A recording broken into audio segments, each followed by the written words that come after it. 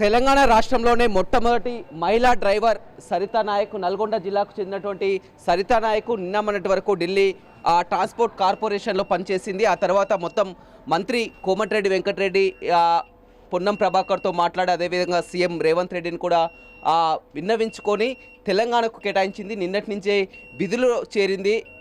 హైదరాబాద్ నుంచి మిర్యాలగూడ వెళ్తున్నటువంటి బస్సులో ఉన్నాం. మనం చూస్తున్నాం సరితా నాయక్ సంస్థాన్ నారాయణపురం మండలం ఒక తండాకు చెందినటువంటి సరితా నాయక్ మొదటగా ఆటో డ్రైవర్గా తన వృత్తిని ప్రారంభించింది. ఆ తర్వాత కష్టాలు పడుకుంటూ వచ్చి తనకు డ్రైవింగ్ చేయాలని హైదరాబాద్లో వాళ్ళ అక్క ఇంటి వద్ద ఉంటూ కూడా బస్ డ్రైవింగ్ నేర్చుకొని ఆ తర్వాత విధుల్లో చేరింది. మనతో మాట్లాడానికి సరితా నాయక్ ఉన్నారు.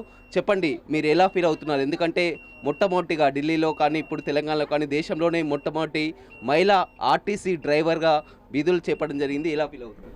సార్, హ్యాపీగా ఫీల్ అవుతున్నాను. ఫస్ట్ ఆఫ్ ఆల్ కోమటిరెడ్డి సార్కి ధన్యవాదాలు, మినిస్టర్ సార్కి కూడా ధన్యవాదాలు. ఎందుకంటే వాళ్ళ దగ్గరే వెళ్ళాను. ఫస్ట్ వాళ్ళ దగ్గర వెళ్తే వాళ్ళిద్దరు నాకు హెల్ప్ చేశారు సార్. కాకపోతే కొంచెం టైం పట్టింది. సో ప్రస్తుతానికైతే ఇక్కడ తెలంగాణలో డ్రైవింగ్ చేస్తున్నాను సార్. ఎందుకని ఈ వృత్తిని ఎంచుకోవడానికి కారణం ఏంటి? ఆర్టీసీ డ్రైవర్గా ఎందుకు కావాలనుకున్నాను? సార్, అప్పట్లో కొంచెం అమ్మ నాన్న మేము 5 అక్క చెల్లెలమే, కొంచెం ఫైనాన్షియల్ ప్రాబ్లం ఉంటే అప్పట్లోనే ఆటో నడిపేదాన్ని సమస్త నారాయణపూర్లో. అక్కడ నుంచి మళ్ళీ ఢిల్లీ వెళ్ళాను. ఢిల్లీలో 10 years బస్సే నడిపాను సార్. మళ్ళీ అక్కడ కొంచెం 10 years అయిపోయిన తర్వాత అమ్మ వాళ్ళకి హెల్త్ బాగాలేదు, ఏజ్ బ్యార్ అయిపోయారు వాళ్ళు. అయితే ఇక వాళ్ళని చూసుకు వాళ్ళు ఎవరు లేరు అనేసి నెక్స్ట్ ఒక 6 months 8 months బ్యాక్ వచ్చి సార్ వాళ్ళని కలిస్తే సరే చూస్తాంలే అనేసి ఇస్తామనేసి చెప్పారు సార్.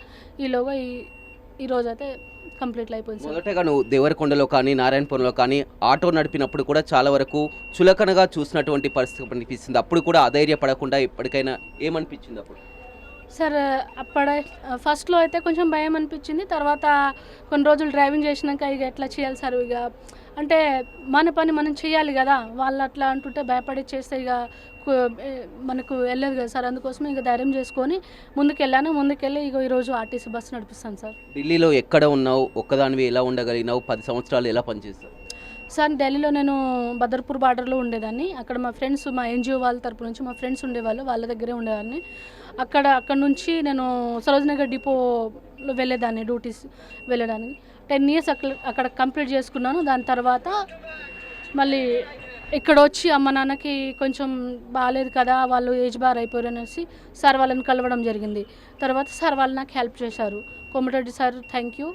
తెలంగాణ రావడానికి కూడా ఎంతో కష్టపడ్డావు, ఎందుకంటే అమ్మా నాన్నలు చూసుకోవడానికి కష్టపడ్డావు. ఎందుకంటే మేము ప్రజా దర్బార్లో ఉన్నప్పుడు మేము కూడా కోమటిరెడ్డి వెంకటరెడ్డి దగ్గరికి మిమ్మల్ని తీసుకెళ్ళి కూడా చూపించడం జరిగింది, మాట్లాడించడం జరిగింది. కోమటిరెడ్డి వెంకటరెడ్డి వెంటనే పొన్నం ప్రభాకర్కి ఫోన్లో మాట్లాడడం, సజ్జనర్ సార్తో కూడా ఫోన్లో మాట్లాడడం కూడా చేసినటువంటి. అవును సార్, అవును సార్. అంటే సార్ వాళ్ళు ప్రోత్సహించడం వల్లనే నాకు జాబ్ వచ్చింది సార్. కోమటిరెడ్డి సార్ 2-3 times మంచిగానే మాట్లాడారు. అంటే అక్కడక్కడ కాల్ చేసి కూడా చెప్పారు. పొన్నం ప్రభాకర్ సార్ వాళ్ళ పిఎస్ని ఫోన్ చేసి చెప్తే వేణు సార్ ఉంటాడు, వేణు సార్ తరపు నుంచి నేను ఇక్కడ డ్యూటీలో జాయిన్ అయినాను సార్.